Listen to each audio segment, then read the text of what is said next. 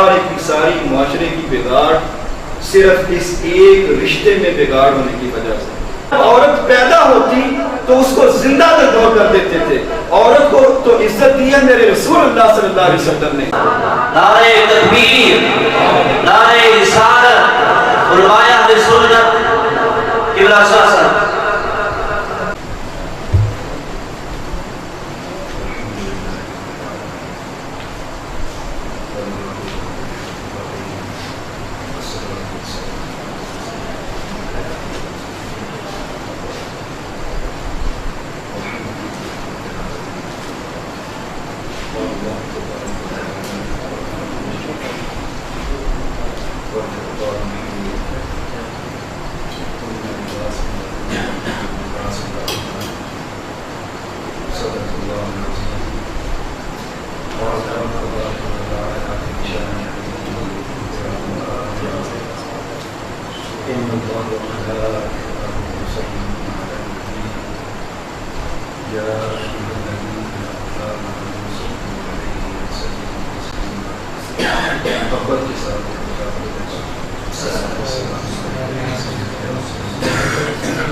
وعلى آلك وأصحابك يا حبيب الله الصلاة والسلام.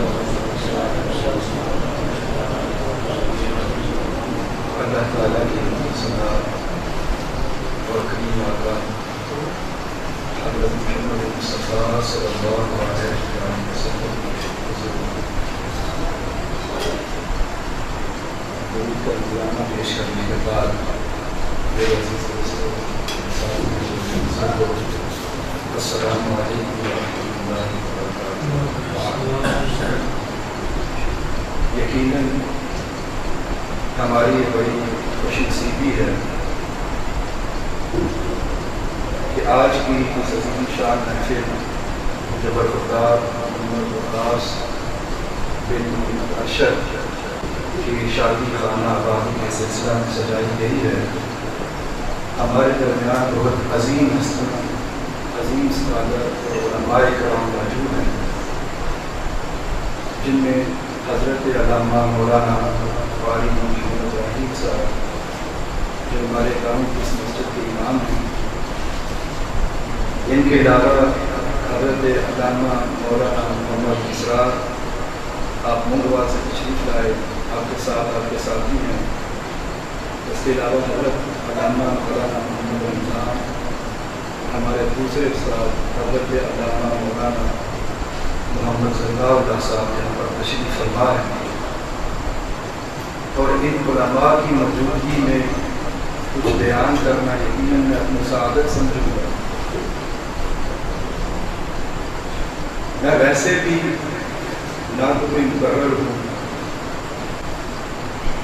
میں نے اپنی زندگی کا بیشتر حصہ ٹریننگ میں اور کوچنگ میں گزارا ہے، اور ایک ٹیچر ہونے کی حیثیت سے چند باتیں، زیادہ وقت نہیں ہوگا تو ایک دو باتیں آپ کی خدمت میں گوش گزار کرنا چاہتا ہوں. اور ان کا مقصد صرف یہ ہے تاکہ ہم کچھ باتیں ثواب اور برکت کی نیت سے میں آپ سے کروں گا، اس سے مجھے بھی سیکھنے کو ملے گا اور آپ کو بھی سیکھنے کا انشاءاللہ موقع ملے گا. اور اللہ تعالیٰ سے دعا دوں کہ جس سلسلہ بھی یہ شادی خانہ آبادی کی محفل سجائی گئی ہے، اللہ تعالیٰ ان خاندانوں میں باہمی محبت اور پیار سے رہنے کی توفیق عطا فرمائے. اور یہ جو جوڑا کل اس عقد میں اور نکاح میں جڑنے جا رہا ہے، اللہ تعالیٰ ان کی رہتی زندگیوں تک ان کو آپس میں پیار محبت اور الفت کے ساتھ زندگی گزارنے کی توفیق عطا فرمائے. اللہ تعالیٰ نے جب حضرت آدم علیہ السلام کو پیدا فرمایا تو حضرت آدم علیہ السلام جنت میں رہتے تھے. اور آپ تو جانتے ہیں کہ جنت میں تو موج بڑی ہے، نہ کچھ کرنا ہے. تو کچھ عرصہ گزارنے کے بعد حضرت آدم علیہ السلام پریشان رہنے لگے، اکیلا اکیلا محسوس کرنے لگے، جس کو ہم انگلش زبان میں بوریت کہتے ہیں یا بور ہونا کہتے ہیں. تو اللہ تعالیٰ نے ان کے لیے حضرت حوا کو حضرت آدم علیہ السلام کی پسلی سے پیدا کیا. پیدا فرمانے کا مقصد یہ تھا کہ حضرت آدم علیہ السلام کو ساتھی مل جائے اور حضرت آدم علیہ السلام کی جو پریشانی میں وقت گزارتے ہیں ان کی پریشانی دور ہو جائے۔ اب قرآن مجید فرقان حمید میں اللہ تعالیٰ نے جو ارشاد فرمایا ہن لباس لکم وانتم لباس لہن، اس کا مفہوم اور ترجمہ یہ ہے کہ ایک خامد اپنی بیوی کے لیے لباس ہے اور ایک بیوی اپنے خامد کے لیے لباس ہے۔ اب اس آیہ کریمہ کی جو مکمل حکمت ہے وہ تو ہم نہیں جانتے، لیکن جو لباس کے ساتھ تشبیہ دی ہے اللہ تعالیٰ نے وہ ہمیں یہ سمجھاتی ہے کہ جو ہم لباس پہنتے ہیں وہ ہمارے جسم کے عیبوں کو چھپاتا ہے۔ تو اللہ تعالیٰ نے یہ جو رشتہ بنایا ہے، اس رشتے میں اللہ تعالیٰ ہمیں یہ بتانا چاہتا ہے کہ مرد کو اپنی عورت کے عیبوں کو چھپانا چاہیے اور عورت کو اپنے مرد کے عیبوں کو چھپانا چاہیے۔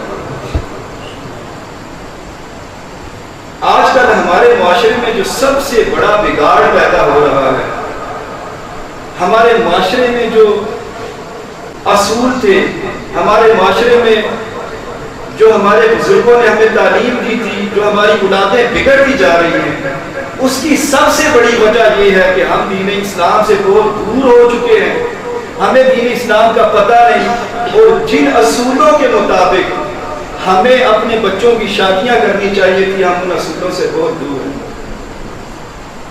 اگر ہم غور کریں تو اسلام نے جو ہمیں نکاح کرنے کے، رشتہ دیکھنے کے جو اصول بتائے ہیں وہ کچھ اور ہیں۔ جب ہم کسی بچی کو دیکھنے جاتے ہیں تو ہمارے دماغ میں سب سے پہلی چیز یہ ہوتی ہے کہ یہ جہیز کتنا لے کر آئے، اس کے پچھلے کیسے ہیں، یہ خوبصورت کتنی ہے، یہ پڑھی لکھی کیا کتنی ہے۔ جو اس کی دینداری کا معاملہ ہے، جو اس کی سیرت کا معاملہ ہے، جو اس کے نیک ہونے کا معاملہ ہے، اس پر تو ہم نظر ہی نہیں رکھتے۔ ہم کو یہ سوچنا چاہیے تھا کہ جس بچی کو ہم لے کر آ رہے ہیں، جب یہ ہمارے گھر میں آئے گی تو اس بچی سے ہماری اولاد نے چلنا ہے، جو ہمارے پوتے پوتیوں کو یہ جنم دے گی، جن کی یہ تربیت دے گی، وہ تربیت وہ دے گی جو اس کے اندر ہے۔ دیکھیں، اگر میں آپ کو کچھ دینا چاہتا ہوں نا تو میں وہ دے سکتا ہوں جو میرے پاس موجود ہے۔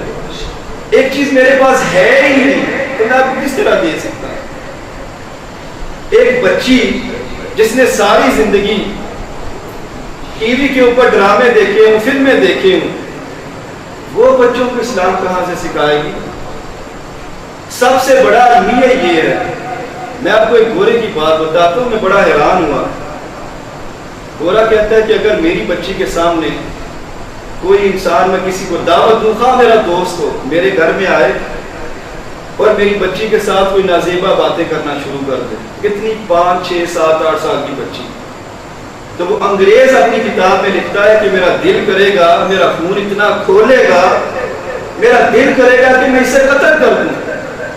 میری غیرت دوبارہ نہیں کرے گی کہ میری بچی کو آ کے اس کے ساتھ وہ نازیبہ باتیں کر رہا ہے اور اس معاشرے میں جو بگاڑ ہے اس کے بارے میں اس کو بتا رہا ہے۔ اور پھر بڑے افسوس کے ساتھ وہ کہتا ہے، ایسے اشارہ کر کے وہ لکھتا ہے کہ یہ جو باغ سے آپ کے گھروں میں، جس کو ٹیلی ویژن کہتے ہیں، اس کے بارے میں آپ کا کیا خیال ہے؟ ہمیں پتہ بھی نہیں، اور 24 گھنٹے 7 دن 365 ڈیز ایک سال میں یہ ہمارے بچوں کی تربیت کر رہے ہیں اور ہمیں پتہ نہیں۔ میں ایک جگہ سے گزر رہا تھا تو ایک چھوٹا بچہ، اس کو کسی نے کوئی چیز دی تو آگے بچہ پتہ کیا کہتا ہے؟ اس نے شکریہ نہیں بولا، اس نے جزاک اللہ نہیں بولا، اس نے کہا جا بھگوان تیرا بھلا کرے۔ اس سے بڑے افسوس کی کیا بات ہو سکتی ہے؟ ہم مسلمان ہیں، جو تربیت ہماری صلاح الدین ایوبی نے کی، جو محمد بن قاسم نے کی، جو غازی عبدالغل نے کی، ہم کون سے مسلمان ہیں؟ ہم کون سے دین کی باتیں کرتے ہیں؟ کون سا اللہ کا پیغام اور اللہ کا دین ہے جس کی طرف ہم چل رہے ہیں؟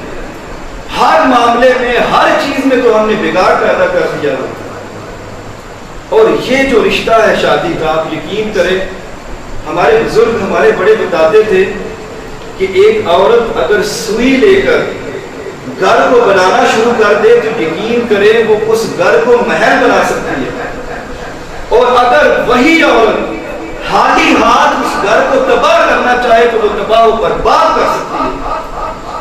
لیکن آج کا مسلمان جس کی تربیت ایک مسلمان کی گود میں ہوئی ہے، جس کی تربیت ایک مسلمان ماں کی گود میں ہوئی ہے، جب وہ رشتہ دیکھنے کے لیے جاتا ہے تو وہ کیا دیکھتا ہے کہ بچی ہمیں وہ ملے جو ماڈرن ہو، بڑا پڑھا لکھی ہو، اسلام کی خبر ہو یا نہ ہو کوئی مسئلہ نہیں۔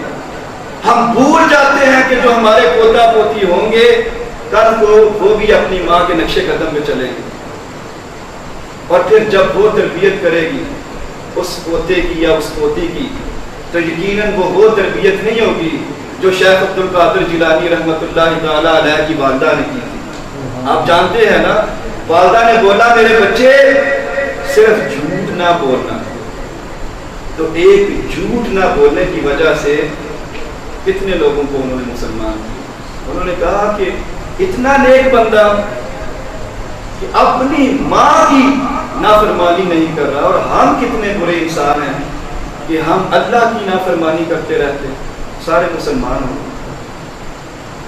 اب اس رشتے میں کیونکہ یہ سب سے مضبوط رشتہ ہے اور سب سے نازک رشتہ بھی یہی ہے، جو سمجھانے کی بات ہے وہ یہ ہے، بدقسمتی سے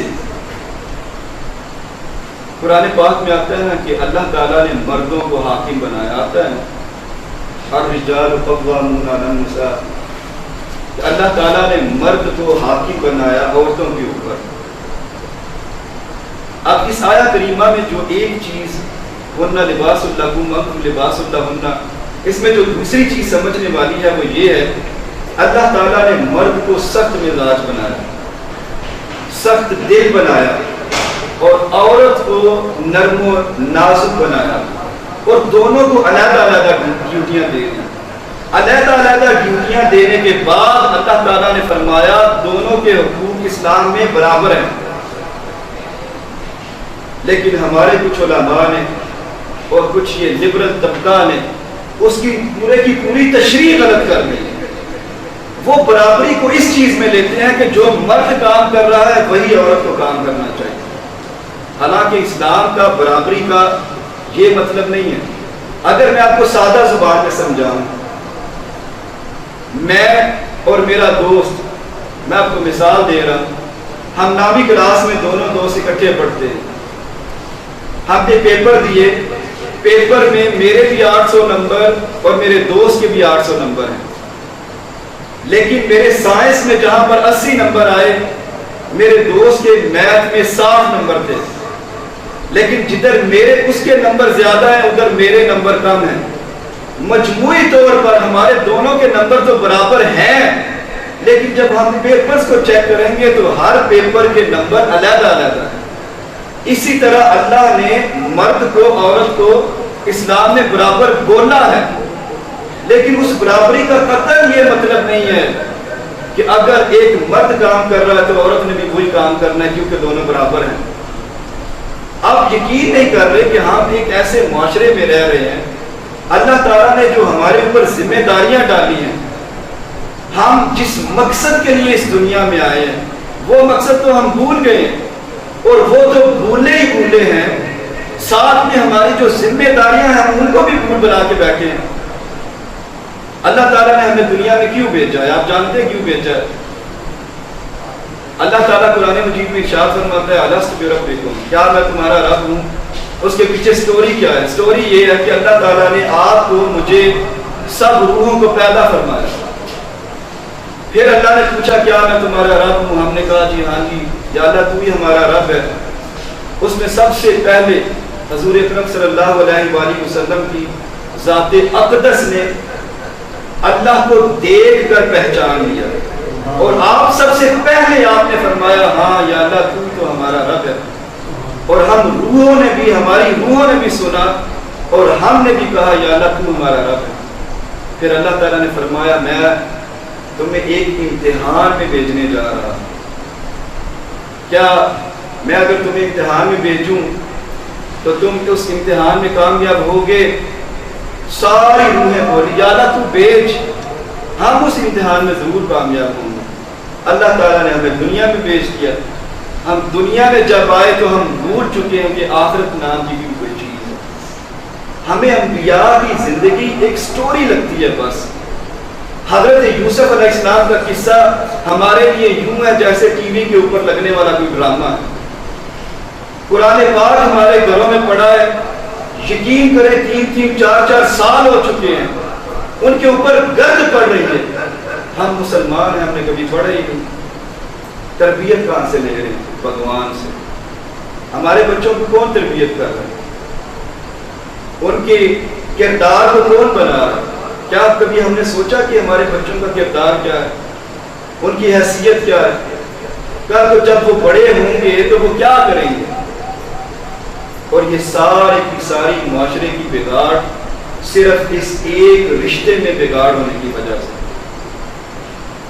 اگر ہم ایک بچی کا رشتہ جب دیکھنے جاتے ہیں تو ہمارے ذہن میں یہ ہو کہ ہم نے بچی وہ گھر میں لے کے آنی ہے جو دین کا جانتی ہو، جو اللہ اور اس کے رسول صلی اللہ علیہ وآلہ وسلم کا حکم مانتی ہو. جب ہمارا پوتا پوتی ہو تو وہ اس کو اپنی گود میں لے کر قرآن پاک کی لوریاں دے، اس کو اپنی گود میں لے کر ہمارے اولیاء کے قصے سنائے، اس کو اپنی گود میں لے کر سلطان صلاح الدین ایوبی کے قصے سنائے. پھر ہم ایک سچے مسلمان بنیں. لیکن جب ہمارے ہیرو انڈینز ہوں گے، ہمارے ہیرو ہندو ہوں گے، ہمارے ہیرو گورے ہوں گے، پھر وہ مسلمان نہیں بنیں گے. پھر انہوں نے وہی بننا ہے جن کے قصے ان کی مائیں سناتی ہیں. آپ یقین کریں میں بڑا حیران ہوں، میں بڑا کبھی کبھی پریشان ہو جاتا ہوں جب میں کسی سے سنتا ہوں، خاص طور پر علماء دین سے. وہ کہتے ہیں جی آپ نے دیکھا ہے وہ یورپ والے وہ کتنی مہذب قوم ہے. میں کہتا ہوں کون سی مہذب قوم ہے؟ رسول اللہ صلی اللہ علیہ وسلم کے زمانے میں دیکھیں ان گوروں کو، یہ کہتے تھے کہ عورت تو ایک انسان ہی نہیں ہے، اس کا جسم انسانوں کی طرح ہے، یہ تو جانور ہے. اور جب عورت پیدا ہوتی تو اس کو زندہ دفن کر دیتے تھے. عورت کو تو عزت دی ہے میرے رسول اللہ صلی اللہ علیہ وسلم نے، یہ بتا کر کہ اگر ماں ہے تو اس کے قدموں میں جنت ہے، اور اگر بیٹی ہے تو یہ تو تمہاری رحمت ہے. عورت کو کون عزت دیتا تھا؟ کون سا انگریز عزت دیتا تھا؟ آپ پڑھے کسے سکندر کے، پوچھیں اس سے، وہ تو اس کو انسان ماننے کے لیے تیار نہیں تھا. رسول اللہ کے زمانے میں جب عورت پیدا ہوتی تو آپ کو پتہ ہے اس کو زندہ پکڑ کر اس کو دفن کر دیتا. اور اگر کسی کا خامد فوت ہو جاتا تو زندہ بیوی کو اس کے خامد کے ساتھ ادھر سلا دیا جاتا، ختم کر دیا جاتا. یہ عورت کی حیثیت تھی، یہ عورت کی عزت تھی. یہ ہمارے الحمدللہ ہمارے آباء و اجداد نے، ہمارے صحابہ نے، ہمارے اولیاء نے یہ ان کو مہذب بنایا، ان کو تہذیب دی. اور ان کی کتابیں بڑی بڑی، آپ یقین کریں، مطالعہ کریں. انگریز لکھتا ہے کہ ہم نے جو کچھ سیکھا ہم نے حضرت عمر سے سیکھا. برطانیہ میں جائیں، امریکہ میں جائیں، یورپ میں جائیں، دنیا کے جتنے بھی یہ سب سے اچھے ملک گنے جاتے ہیں، یہ بچوں کو ہر ہفتے ایک وظیفہ دیتے ہیں. سب سے بڑے بچے کو برطانیہ میں 20 پاؤنڈ دیے جاتے ہیں، اس سے چھوٹے بچے کو تقریباً 12-13 پاؤنڈ دیے جاتے ہیں. اس لیے کہ جو حکومت وقت ہے وہ ان کی پرورش کرے اور وہ ان کی ذمہ دار ہے تاکہ کوئی بچہ بھوکا نہ سوئے. تو آئیے انگریزوں سے پوچھتے ہیں کہ ان کے ذہن میں یہ خیال کہاں سے آیا. تو انگریز اپنی کتاب میں لکھتا ہے کہ حضرت عمر کا دور تھا. حضرت عمر نے اعلان فرمایا کہ ہر وہ بچہ جس کی خوراک اس کی ماں ہے، یعنی 2 سال سے چھوٹا ہے اور ماں دودھ پلاتی ہے، اس کو حکومت وقت ایک وظیفہ دے گی. اب عورتوں نے جب اعلان سنا تو کچھ خواتین تھی وہ اس وقت ماڑی تھی، کمزور تھی، غریب تھی، انہوں نے اپنے سال کے بچوں کو بھی دودھ پلانا چھوڑ دیا. حضرت عمر گشت کر رہے تھے، رات کو ایک گھر سے انہوں نے چیخوں کی آواز سنی. آپ نے دروازہ کھٹکھٹایا، آپ نے پوچھا کیا ہے، کیا ماجرا کیا ہے، کیوں رو رہا ہے؟ تو تو اس عورت نے کہا تم نے اعلان نہیں سنا عمر کا؟ عمر نے کہا ہے کہ اس سلطنت میں کوئی بھی بچہ پیدا ہو، اگر اس کی خوراک اس کی ماں ہے، وہ ماں کا دودھ پیتا ہے، تو سلطنت اس کو وظیفہ دے گی، اس کو پیسے دے گی۔ اور میرے بچے تو چھوٹے ہیں، میں غریب ہوں، تو میں اس کو دودھ اس لیے نہیں پلا سکی اور پلا رہی اور نہ پلاؤں گی کیونکہ میں نے عمر سے وہ پیسے لے لے۔ حضرت عمر کی آنکھوں میں آنسو آ، آپ واپس گئے۔ صبح آپ نے اعلان فرمایا کہ آج کے بعد بچہ چاہے 2 سال سے چھوٹا ہو یا چاہے 2 سال سے بڑا ہو، حکومت وقت اس کا ایک وظیفہ مقرر کرے گی۔ اور یہ خود اپنی کتابوں میں لکھتے ہیں، لیکن ہم جب بھی مثال دیتے ہیں ہم نے کبھی نہیں یہ کہا کہ حضرت عمر اپنے زمانے میں یہ تہذیب سکھا کے گئے۔ وجہ کیا ہے؟ ہم کن لوگوں سے امپریس ہیں؟ میں پوچھنا چاہتا ہوں ہم کون سے لوگ بننا چاہتے ہیں؟ ہم کن کو فالو کرنا چاہتے ہیں؟ ہماری اصلیت کیا ہے؟ آپ یقین کریں یہ تو رسول اللہ صلی اللہ علیہ وسلم آپ کی ہمارے اوپر احسانات ہیں کہ ہم بچے ہوئے ہیں، ورنہ ہم مسلمانوں کے جو حال ہیں اور ہم مسلمانوں نے جو اس معاشرے میں بگاڑ پیدا کر رکھا ہے، اگر ہم رسول اللہ صلی اللہ علیہ وسلم کے امتی نہ ہوتے تو ہمارے اوپر اتنے عجیب عجیب عذاب آنے تھے کہ پچھلی امتوں نے بھی بھول جانا تھا کہ عذاب بھی کوئی چیز ہے۔ اس لیے آج کا پیغام جو ہے وہ یہ ہے، پوری دنیا کا ہم لوگوں نے ٹھیکہ نہیں اٹھایا، لیکن کم از کم ہم شادی کی ایک محفل میں ہیں اور ساری باتیں سنانے کا اور کرنے کا مقصد یہ تھا کہ آئندہ جب ہم اس طرح کی ایک پاکیزہ رشتوں کو دیکھنے کے لیے جائیں اور کسی کے نکاح کے بارے میں خیال کریں تو سب سے پہلے سوچ ہماری ذہن میں یہ ہونی چاہیے، ہمارے ذہن میں، کہ جس بچی کو ہم گھر میں لے کے آ رہے ہیں وہ بچی ہمارے پوتے پوتیوں کی پرورش کیسے کرے گی۔ اور اگر آپ خود اپنے لیے رشتہ دیکھنے جا رہے ہیں تو آپ کو یہ سوچنا چاہیے کہ آج تو آپ اپنی مرضی سے اس عورت کا، اس بچی کا انتخاب کر لیں گے کہ جو آپ کی خیال میں اور آپ کی نظروں میں خوبصورت ہو، لیکن یقین کریں کہ جب وہ آپ کی بچی کی وہ پرورش کرے گی، جب اس کی اپنی پرورش ہے، تو پھر آپ سے برداشت نہیں ہوگی۔ اب صرف آخری بات کر کے اجازت چاہوں گا کیونکہ وقت بھی کافی ہو گیا، 11:15 ہو گئے۔ سوال یہ ہے کہ ہم اپنے آپ کو تبدیل کیسے کریں؟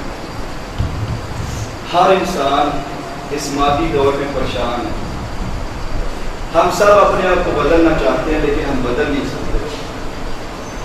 اس کی وجہ یہ ہے کہ ہم نے اپنا یہ جو دماغ ہے، اللہ تعالیٰ نے اتنی پاورفل مشین بنائی ہے کہ اس مشین جیسی انگریز آج تک اور ہم سب مل کے بھی انسان اس مشین جیسی مشین ایجاد نہیں کر پائے۔ اتنی زبردست یہ ایک مشین ہے۔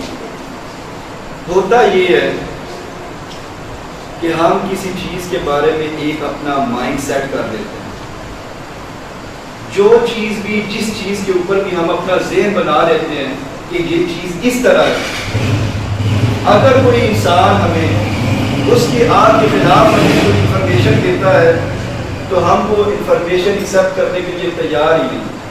میں آپ کو مثال دیتا ہوں ایک چھوٹی سی۔ اگر میں یہاں پر ایک چھوٹا سا پل بناؤں یہاں سے لے کر اس دروازے تک، اور آپ نے سب کو دعوت دوں کہ جو بندہ اس پل کو کراس کر کے اس دروازے تک جائے گا میں اس کو 500 روپیہ انعام دوں گا، آپ میں سے کتنے لوگ ہیں جو تیار ہو جائیں؟ اور تو تقریباً سارے۔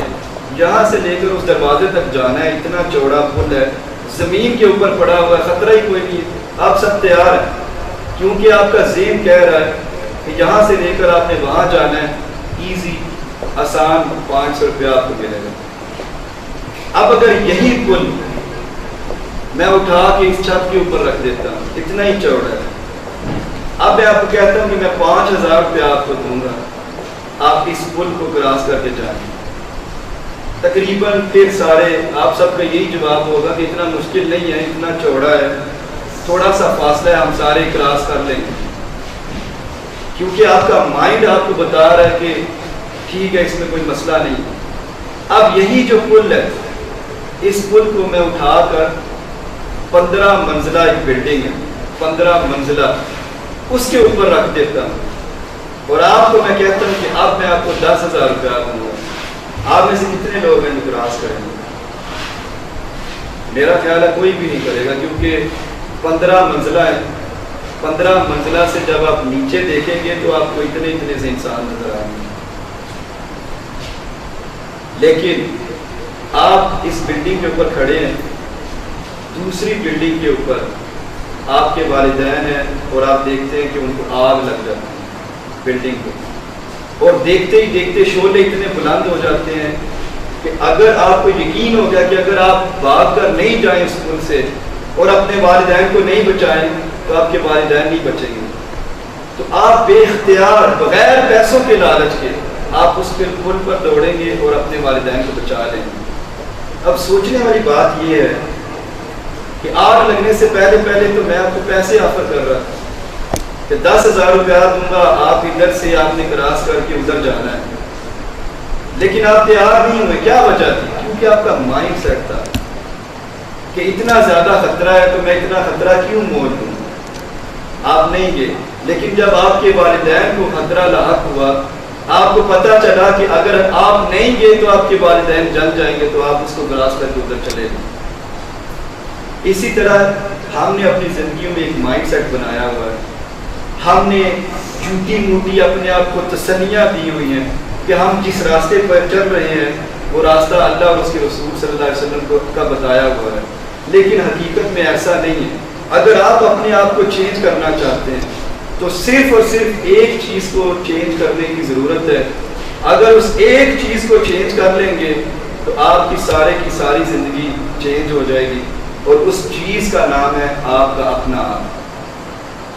جب تک آپ نہیں بدلیں گے آپ کے لیے کچھ بھی نہیں بدلنا۔ آج سے مجھ سے ایک دفعہ کسی نے سوال کیا، کہتے ہیں کہ کیا آپ جانتے ہیں کہ 10 سال بعد میری زندگی کیسے ہوگی؟ میں نے کہا 100% میں بتا سکتا۔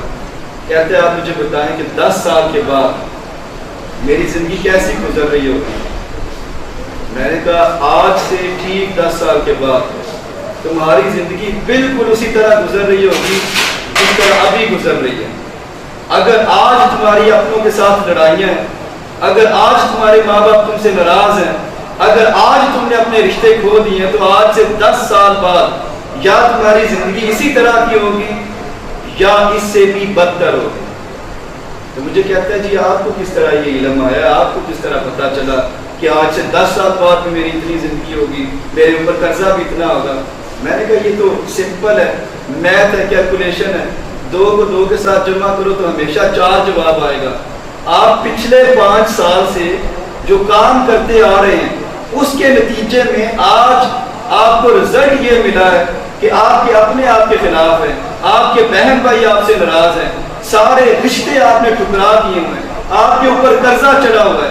اگر وہی پچھلی 5 سالوں والی عادتیں اگلے 10 سال بھی رکھو گے تو حالات چینج نہیں ہونے، وہ وہی رہنے ہیں جو آج اور پچھلے 5 سال تھے۔ اور اگر تم ان کو بدلنا چاہتے ہو تو سمپل یہ کام کرنا ہے کہ اپنی پچھلی 5 سالہ زندگی کے اوپر غور کرو، جو کام پچھلے 5 سال کیے ہیں اپنے دل کے ساتھ تہیہ کرو کہ آج کے بعد میں وہ والے کام نہیں کروں گا جو میں نے پچھلے سال کیے۔ اور جب آپ نمبر چینج کرو گے، 2 جمع 2 کی بجائے 2 جمع 3 کرو گے، پھر 4 جواب نہیں آئے گا، پھر 5 آئے گا۔ جب آپ اپنی عادتیں چینج کریں گے جو پچھلے 5 سال اپنائی تھی تو پھر انشاءاللہ آپ کی زندگی بھی بدل جائے گی۔ اس دعا کے ساتھ اللہ تعالی ہم سب کو نیک عمل کرنے کی توفیق عطا فرمائے اور اگلی زندگی میں آسانیاں پیدا فرمائے، ہمیں دین اور دین کے کاموں میں استقامت عطا فرمائے۔ آپ سے اجازت چاہتا ہوں،